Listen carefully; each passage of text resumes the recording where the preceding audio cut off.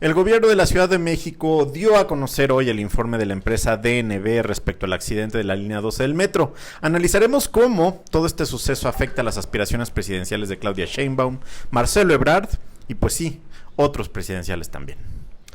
Funcionarios de la DEA estuvieron en México, al mismo tiempo el embajador de Estados Unidos, Ken Salazar, ha tenido constantes visitas a Palacio Nacional, lo que demuestra la tensión que hay en las relaciones entre los Estados Unidos y el gobierno de López Obrador. Es Cuanto, con Poncho Puntual y Juanpa de Leo. Un podcast de Político MX. La política explicada. Yo soy Alfonso Basilio Poncho Puntual, iniciando este podcast de miércoles y junto a mí está Juan Pablo de Leo. Juanpa, ¿cómo estás? Triste, Poncho, ¿cómo estás tú? ¿Por qué estás triste? ¿Y ahora por qué estás triste, Juan Pablo? Pues no, ahora, no con ese tono. ¿Y ahora qué te hizo el mundo? Pues no, la verdad es que Les tú voy a siempre decir qué me estás hizo el feliz, mundo. ¿no? Soy enojón, ¿no? Pues sí. Era muy enojón, ¿verdad? Antes sí. ¿Verdad que sí era muy enojón? Antes sí, ¿no? ¿Han conocido mi lado amable? Sí, sí. En la audiencia de Es Cuanto. Imagínate que regañadas a la audiencia. Bueno, antes sí lo hacías. Antes sí lo hacías. A Veracruz sobre todo. A ver, sí, pero los queremos mucho. Estoy triste porque ha desaparecido el iPhone. Digo, el iPod. Ah, sí es cierto. Murió el iPod. El día de ayer Apple anunció que descontinúa la producción y la venta de los iPods. Murió el gran ícono del siglo XXI. Murió el gadget que llegó a revolucionar y a cambiar la vida de absolutamente todos, en absolutamente todos los sentidos. Desde el entretenimiento, hasta el social, hasta el económico, porque ustedes no lo saben, pero el iPhone es el iPod es el abuelito del iPhone. Pues sí. Si no hubiera existido iPod, no existiría iPhone. Es como el proto iPhone, ¿no? Y no existirían las redes sociales, y no existiría FaceTime, y no existiría Facebook, Instagram. ¿Y tú tuviste todos los iPods? No, el primero no lo tuve. El primero no. De hecho yo, ¿sabes qué? Solamente tuve creo que 2 o 3. ¿Por qué? El iPod mini. El de colorcitos. El azul. Ese yo lo tuve también. El iPod video. Ese no lo tuve. Que fue el precursor literal con pantalla del ya táctil y todo, ajá. Que sí. podías ver ahí los videos de música nada más. Ajá. Y algún otro. ¿Tú sí tuviste el primero? No, tuve el de colores chiquito. El iPod mini también. Ajá, o sea que no era el de cuadritos, porque se acuerdan ustedes que primero salió uno chiquititito, que era como un cuadrito así que cabía entre tus dos dedos, y había otro más rectangular. Claro, que era el iPod Shuffle. Ándale, Shuffle, ese sí, no. Era buenísimo. Pero ¿No el iPod mini, no, ese no, pero el iPod tuve. mini de colorcito sí, y me lo robaron cuando lavaron mi coche. Malditos sean. Porque ahí tenía toda mi música. Y ya de ahí mi hermana me regaló uno touch. Que ya era el de la pantalla, ajá, como el era iPhone. Pantalla táctil y ya era muy similar al iPhone. Que ahí es donde uno como que se preguntaba, bueno, si existe el iPhone, como ¿por qué me voy a comprar un iPad? Que ya iPod. Ajá. Entre el iPod, el sí. Porque ya podías poner aplicaciones, sí, ya no podías todo tener menos llamada. Hablar. Ajá. Pero ya usabas todo, jugar, todo. Que por eso tiene sentido que ya lo hayan descontinuado, o sea, de pues acuerdo. ya, ¿para qué? Y la música pues ya ni la tenemos en nuestros celulares. Pero es que antes era eso, o sea, antes del iPod era Napster, sí. En el que tenías que bajar las canciones y quemar tus discos. Ajá. Antes de eso eran los CDs, que tienes que grabar en un cassette cuando querías hacer un mixtape. Pero entonces no eran CDs, ¿no? Pero ¿cómo quemabas tú diferentes canciones de un CD a un... No se podía. O sea, antes del iPod podías bajar en Napster y quemar el disco. Pero antes de eso solamente podías grabar, digamos, tu playlist en cassettes, porque tú ponías tu CD y le ponías el cassette rec, cambiabas de CD, metías otro CD y le ponías rec, y entonces ya hacías como tu playlist en un cassette. Pues sí, exacto. De pronto ahí hubo un momentito que fue el minidisc, ¿te acuerdas? El minidisc, pero aquí en México creo que no fue tan popular por el costo y demás, pero sí. Yo no llegué a tenerlo, pero un amigo sí. Entonces, la manera en la que el iPod cambió todo fue impresionante. La verdad, sí. Fue el primer gran producto de Steve Jobs cuando regresó a Apple. Y todos queríamos uno. la verdad. Que los primeros te cabían 100, 200 canciones, y luego Ajá. de 500. Y era en blanco y negro. O sea, era la en blanco y pantalla era en negro. blanco y negro. Decía tic, tic, tic, tic, tic, tic, Ajá. la bolita. El movimiento. El haptic. Pero pues sí, o sea, la verdad es que es un... Y entonces pues ya no lo van a hacer, ¿no? Ha muerto. Ha fallecido. O sea, hace sentido. Tú lo decías hace un momento, pues si ya tenemos toda la música. O sea, ya ni la descargamos, pues, o sea, la streameamos, ¿no? En las aplicaciones y demás, pues no se ve por qué... Sí, a partir del iPod o sea, entramos en la revolución de la tecnología a partir del iPod. De acuerdo. Y eso lo hemos discutido mucho aquí, pero pues efectivamente ese iPhone... O sea, me acuerdo mucho, ahora que estamos en cosas de historia, la primera vez que vi un iPhone, lo llevaron allá a una estación donde yo trabajaba, en 99, y estábamos todos así como... Pues como neandertales viendo la columna esta de Odisea en el espacio. Porque no, o sea, era una cosa impresionante ver un aparato pues del tamaño de la palma de tu mano que tuviera tantas aplicaciones, que fuera y estábamos maravillados, ¿no? Y lo habían traído de Estados Unidos y suena súper viejito, pero así fue, de verdad. Y ya después, pues, ¿qué será? Un par de años después ya todos teníamos algo así, ¿no? Porque las otras compañías empezaron a desarrollar sus propios smartphones y demás y demás. Nadie ha igualado la grandeza de Apple, nadie ha igualado la grandeza de Steve Jobs. Luego acuérdate que salieron unos que era como Zuma o Zumba, unos de Microsoft, ¿te acuerdas que nunca pegaron? Ah, como sí. Unos iPods, así de eso. Sí, lo tengo el nombre aquí, pero sí sé exactamente cuál es. En el iPod sí todo el mundo tuvo iPod. Ya luego salieron los iPhones y los Samsung Galaxy. Pero de iPod, o sea, era el producto, era el que tenías que tener. De acuerdísimo. Pues descansa en paz. Gracias, Stevie. Te amamos siempre. Te extrañamos siempre. Te honraremos siempre. Punch. A ver. Pues fíjate que la gobernadora de la Ciudad de México, la jefa de gobierno de la Ciudad de México, Claudia Sheinbaum, está en un problemón. Y lleva en problemones desde hace ya varios días, varias semanas. Si bien todos entendemos que es la elegida del presidente López Obrador para ser la próxima candidata de Morena a la presidencia en 2024, la verdad es que ha tenido semanas muy complicadas, semanas muy difíciles, en las que algunos dicen ha perdido el favor del presidente, mientras que otros, como Marcelo Ebrard, se han estado empoderando. Y así es el péndulo de favoritismos del presidente López Obrador. Así lo hace y así le gusta jugar. Pero la razón por la cual la jefe de gobierno está en el ojo del huracán en este momento es por el reporte de la empresa noruega DNB, que a quien contrató el gobierno de la Ciudad de México para hacer el peritaje del accidente de la línea 12 del metro hace un año y unos días. Exacto. DNB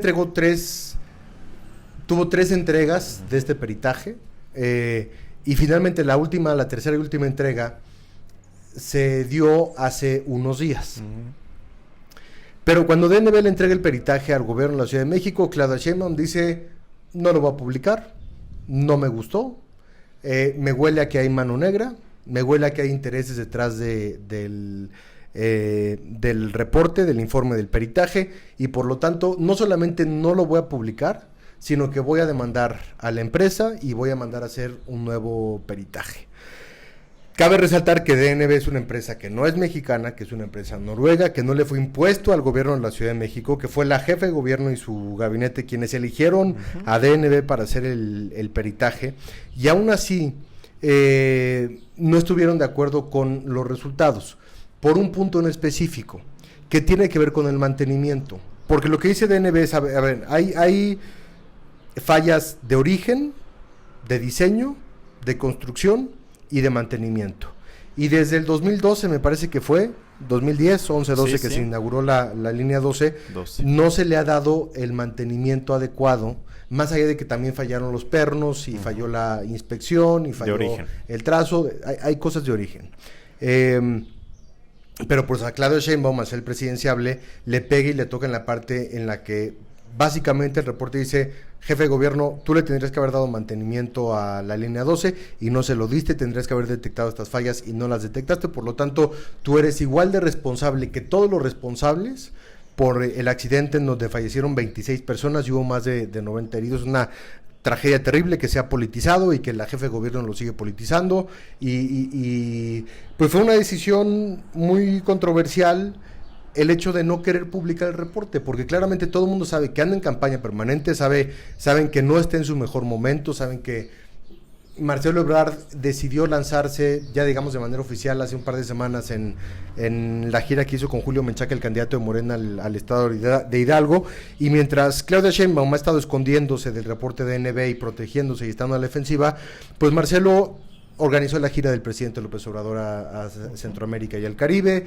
El Reforma sacó una encuesta esta semana en donde Marcelo está arriba de Claudia Sheinbaum en las preferencias electorales, y de pronto Marcelo ha estado mucho más callado de lo que ha estado Claudia Sheinbaum en ese sentido, que está como mucho más echada para adelante, mucho más vocal y pues jugando más públicamente de lo que lo ha hecho Marcelo Ebrard. Y hoy, Poncho, la Ciudad de México presentó este reporte en donde no lo presenta este peritaje, sino que dice, a ver, nosotros consideramos que está mal por esto, y entonces, por lo tanto, no estamos de acuerdo con los resultados del peritaje. Sí, o sea, porque digamos, el asunto es que argumentan esta cuestión de un cambio en la metodología, supuesto cambio, ¿no? Porque no ha sido explicado del todo. Y también... digamos, un asunto de que un abogado presente en el equipo de esta empresa DNB había iniciado una denuncia contra el ahora presidente López Obrador, en ese entonces no era presidente, y pues que eso también les hace sospechar, ¿no? El asunto es eso, o sea, pues es una tormenta, pues no sé si perfecta o imperfecta, pero es una tormenta en donde la jefa de gobierno está metida, pues porque...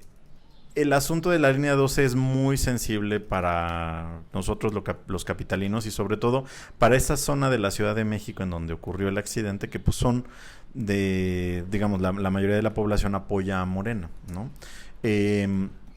Ciertamente habían sido muy transparentes en todo el proceso, los informes se habían dado a conocer por completo, habían dado todos los detalles y en este momento pues comienza a ser muy sospechoso que no lo quieran dar. Digo, al final lo da y ella misma lo dice en la conferencia de prensa de esta semana, en una de las conferencias, diciendo que como el país dio a conocer parte del informe, pues ella lo daría a conocer ya completo, pues para que no hubiera dudas, ¿no? Pero efectivamente pues lo que se ha dicho es que argumentan el tema del mantenimiento, en donde no solo ella sería culpable, y tú lo decías bien, pero creo que también hay que señalarlo, tan culpable como Ebrard o como Mancera, ¿no? Y diversos funcionarios, porque el fallos tema... en el diseño, falta de certificación y supervisión adecuada en la obra, errores en la construcción, mantenimiento e inspecciones identificadas y recomendaciones. Exacto, Eso porque digamos, no es como que Sheinbaum haya dicho no le den mantenimiento, sino más bien es una omisión que tuvieron tanto Mancera como el propio Ebrard.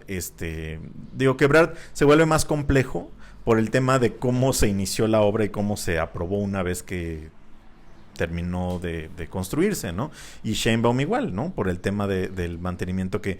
el asunto es que no les entregaron a esta empresa DNB ningún reporte de que hubo servicios de mantenimiento. No existen, ¿no? Y entonces para ti como empresa que estás haciendo peritajes, si te lo pido y no me lo das, pues entonces no existe. Exactamente, que ahí es donde está la cuestión, ¿no? Yo reitero, o sea, pues la verdad, más allá de que si cambió la metodología o no, porque no lo sé, o sea, yo no lo sé y no me lo han podido explicar del todo, y esa creo que es también la cuestión de por qué hay tanta sospecha, pues se junta con, efectivamente, toda la aspiración de Claudia, ¿no? Y por qué en este momento donde pues hay tantas complicaciones para ella en la agenda, me parece ¿no? Me parece que el único acierto que ha tenido Claudia Sheinbaum durante su gobierno es el nombramiento de García Harfuch como secretario de Seguridad Pública, porque antes de él la ciudad era un desastre y cuando empezó Claudia Sheinbaum su administración, la seguridad estuvo en cifras alarmantes. De acuerdo. Me parece un error que se haya adelantado tanto ella a la sucesión presidencial. Me parece un error que esté más preocupada por la campaña nacional y por el reconocimiento nacional que pretende que atender a la Ciudad de México. Lo vimos con el mismo Marcelo Ebrard, que en su momento el buen trabajo que hizo con la ciudad lo llevó y lo catapultó a ser él elegido para la candidatura, se la regaló a López Obrador, eso ya es un tema de él. Sí. Pero tiene una muy mala relación con los alcaldes de oposición, perdió la ciudad en las elecciones del 2021,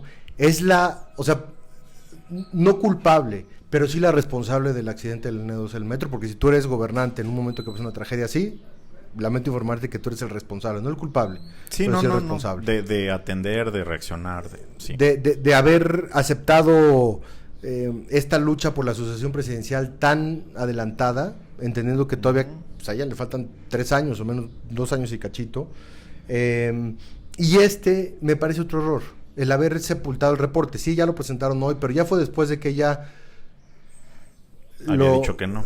Había dicho que no y lo criticó públicamente, y en forma y en fondo eso te da una idea como decir, a ver, pues no es favorable a ti, entonces a pesar de que utilizaste mis impuestos para pagarlo y para hacerlo y para tal, como no te conviene, entonces lo escondes y entonces lo entierras. Son una serie de errores en los cuales se da una conjunción de situaciones que te hacen ver muy débil, más débil de lo que en realidad es. Porque las 2 o 3 últimas semanas para Marcelo han sido muy buenas.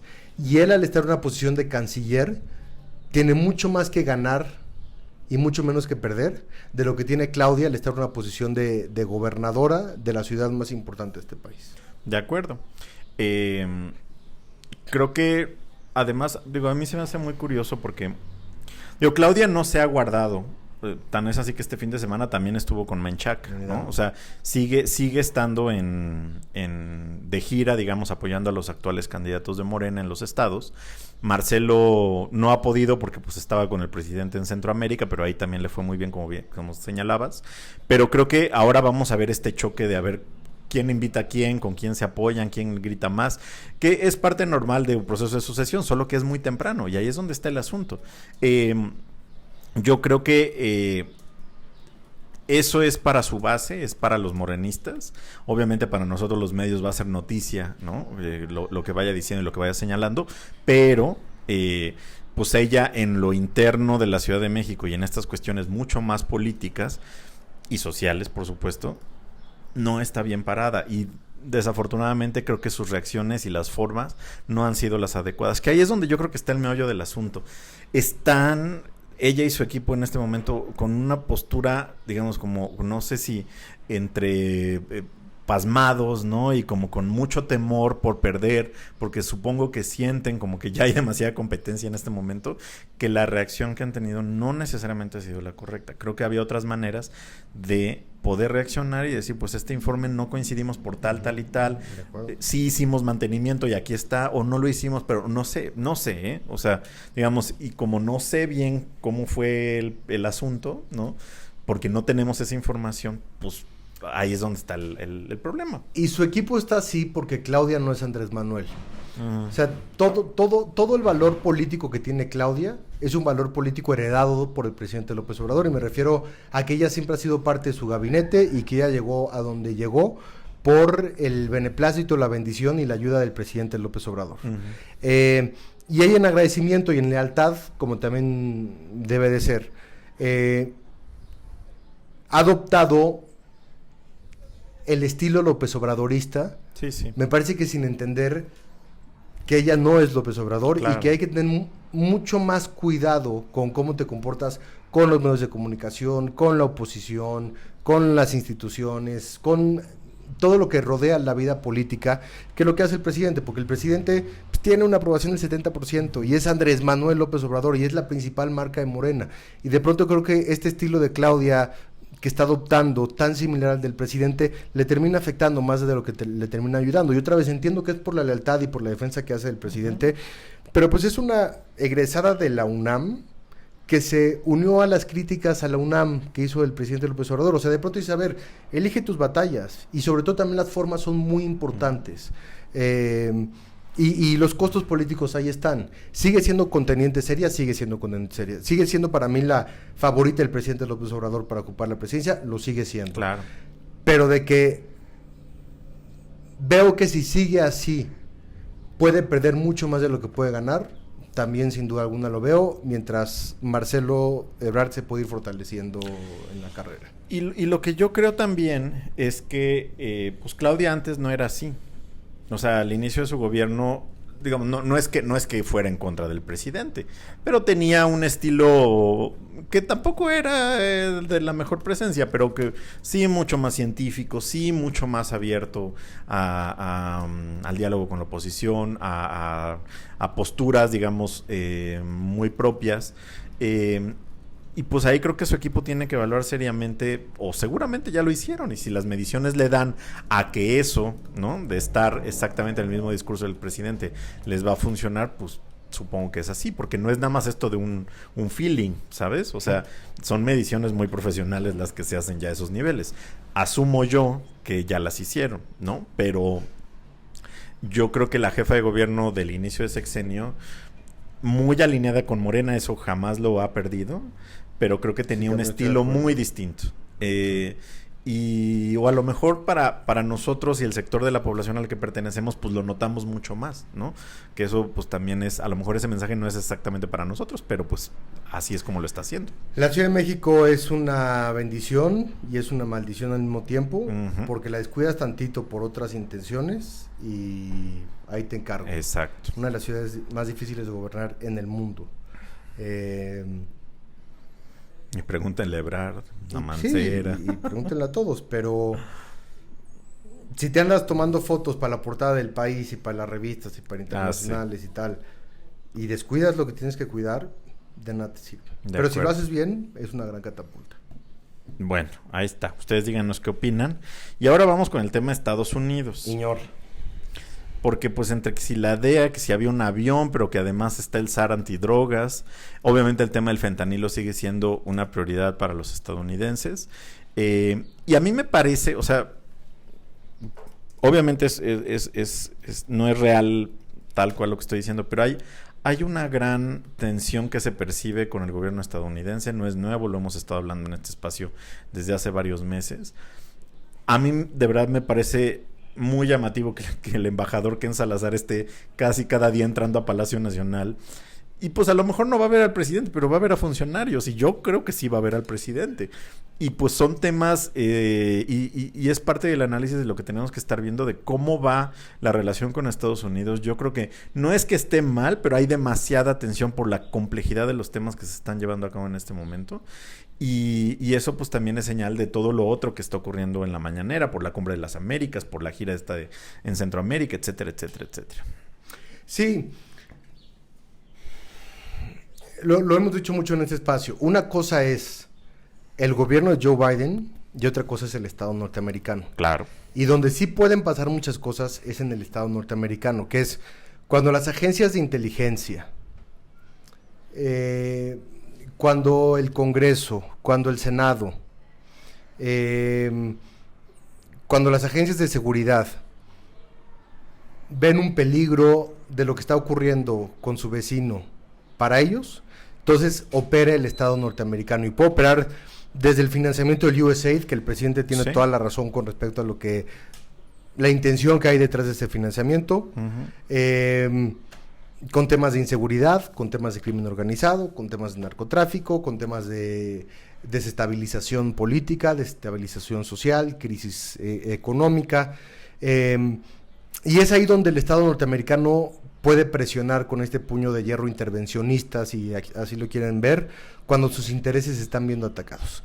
Y otra cosa es el gobierno de Joe Biden, que claramente está demostrado que, a pesar de los pesares, está empeñado en tener una buena relación con el presidente López Obrador, que entiende la manera de pensar del presidente y que ha hecho y que va a hacer todo lo posible para evitar un rompimiento público, que es imposible, ¿no? La relación es intrínseca y inquebrantable. Pero sí, el presidente López Obrador está colmando la paciencia de Estados Unidos. Totalmente. Y Biden reconoce el derecho que tiene López Obrador de la soberanía y de sus propias políticas y de su política exterior. Pero pues, si el presidente Biden organiza una cumbre y el presidente de México no va, pues Biden sí dice como que, güey, ¿por qué? O sea, ¿por qué me haces eso? ¿Por qué en mi casa? ¿Por qué me haces esos plantes? No lo hagas, porte bien. Pero lo hace en este tono, ¿no? Y de esta manera. Nunca le vamos a escuchar un reproche público al presidente Biden del presidente López Obrador. Y el presidente lo sabe. Y entonces está utilizando sus cartas y está empujando los temas, y lo decíamos. Mientras López Obrador quiere ser el gran líder de Centroamérica y de América Latina ante Tal cual. el imperialista norteamericano, Joe Biden está muy preocupado por el estado de la democracia en el mundo, Sí. en Europa, en Estados Unidos, en México, en Centroamérica y en América Latina. Entonces, es una posición en la que están chocando, en la que Biden dice, a ver, yo no quiero que vengan Nicaragua, Venezuela y Cuba porque son regímenes antidemocráticos, dictatoriales, y justamente mi visión va a reforzar los valores democráticos en la región y en el continente. Claro. Y López Obrador dice, a ver, pues sí, pero escúchalos, óyelos, sentémonos en la mesa, no los Excluyas. no los excluyas, porque entonces no podemos hacer nada y no podemos trabajar y no podemos llegar a acuerdos y la fregada. La posición de Estados Unidos siempre va a ser más poderosa que la de México, sí, pero Estados Unidos nunca se ve enfrentado en la época moderna a un presidente tan reacio a subirse automáticamente a la agenda que Estados Unidos quiere imponer. Pues sí, o sea, ahí está el asunto. Yo creo que el embajador Salazar tiene demasiada chamba en este momento y no sé si él esperaba tener tanta atención durante su encargo, porque además yo no recuerdo de verdad un embajador que estuviera tan activo directamente con un presidente. Con tanta presencia, no. O sea, porque digo, el embajador Landó pues se la vivía comiendo y de paseo, pero Y por algo lo hace público, ¿eh? es sea, que- porque pueden ser back channels en los que tú nunca te enteres. Y es que ese es el asunto. O sea, ese es el asunto. O sea, claramente quieren que se sepa, quieren que estemos hablando de este asunto, ¿no? Los estadounidenses, me Sí. refiero, ¿no? Y las versiones y todo lo que tú y yo estamos analizando ahorita, porque eso es parte de esa presión. Te que dejo se- con esta y contéstamela, pero rápidamente. Ajá. ¿Qué pasa si Estados Unidos termina invitando a Venezuela, Nicaragua y Cuba a la Cumbre de las Américas? O sea, no veo que ningún multiverso existente pueda pasar eso. Y Pues sí, yo creo que será una gran victoria para el presidente, pero para el presidente López Obrador. imagínate. Y ni siquiera sé si irían los países invitados en cuestión, ¿no? Pero que se extienda la invitación. Pero que pues yo creo que sería una gran victoria para el presidente López Obrador. Habría y de nuevo, doblado a los Estados Unidos. y pues ahí ya en estas cumbres latinoamericanas va a ser el gran Se las aplaudido. habría, como dicen, medio doblado. La quesadilla, bueno. Pues sí, así lo dicen a veces. Saludos a Lo dijo Paco Ignacio Taibo. pues, ¿yo Paco qué? Ignacio Taibo, sí. Bueno. Hay cosas que todavía no me atrevo a decir en eso. No, ajá. O sea, como que las di, pero... ¿Quién lo dijo Paco Ignacio? Pero luego también, ¿quién lo repitió? Denise Dresser. Denise. Y luego fue lo de Trump, ¿no? O sea, pero él no lo dijo como de... No, Denise dijo, Ajá. el presidente Trump se la Ajá. a López Obrador. Pero pues sí. Denise y Paco Ignacio son los dos. Porque sí, me acuerdo de un cartón, ya para ir cerrando, de Alarcón muy bueno, porque ya es que dibuja a Trump como un pato gordo, Sí. ¿no? Y entonces estaba un ganso como Taibo y estaba el pato gordo Trump en un puesto de quesadillas dobladas, ¿no? Y estaban pues atendiendo a quien En quisiera. unas dobladitas. Exactamente. Bueno, ya nos tenemos que ir. Agradecemos a ustedes que nos escuchan, que comparten, coméntenos, por favor. Agradecemos al equipo de Político MX que lo hace muy bien. David Galicia, César García, Iván Cerón. Gracias, Juan Pablo de León. Gracias, mi ponche. Yo soy Alfonso Basilio. ¿Es cuánto? Juan Pablo de Les Cuanto. Hasta luego. Es cuanto. Con Poncho Puntual y Juanpa de Leo.